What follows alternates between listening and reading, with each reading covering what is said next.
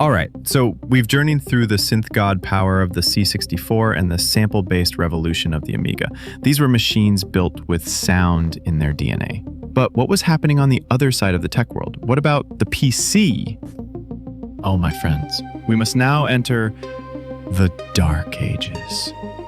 Because in the beginning, the IBM PC wasn't for games. It was for spreadsheets and serious business. And its sound hardware reflected that. It had no SID chip, no Poly chip. It had this, the PC speaker, a tiny circle of despair.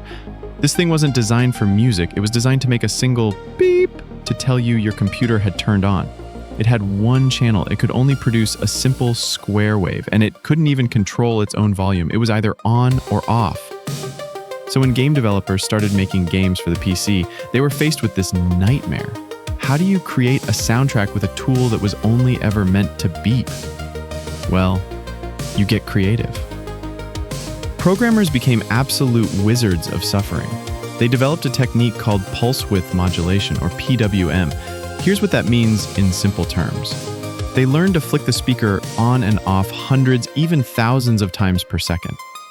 By controlling how long the speaker was on versus off in each little cycle, they could trick your ear into hearing different volumes and textures. With this absurdly clever hack, they could create crude percussion, bass lines, and even scratchy digitized speech. And here's a fun fact that shows the difference perfectly. The game Myth, History in the Making, was released on both the Amiga and the PC. The Amiga version had a rich, sample-based soundtrack by the legendary Chris Hulsbeck. The PC version also had a soundtrack by Hulsbeck, but he had to program it for this single tortured speaker. The difference is just staggering. It's the same composition filtered through two completely different universes of technology. This era was defined by brilliant creativity born from pure limitation. These programmers weren't just writing music, they were fighting the hardware every step of the way to make it do things it was never ever meant to do. But this suffering couldn't last forever. A revolution was coming to the PC. A new sound was about to arrive, not from a computer company, but from a Canadian music synthesizer company.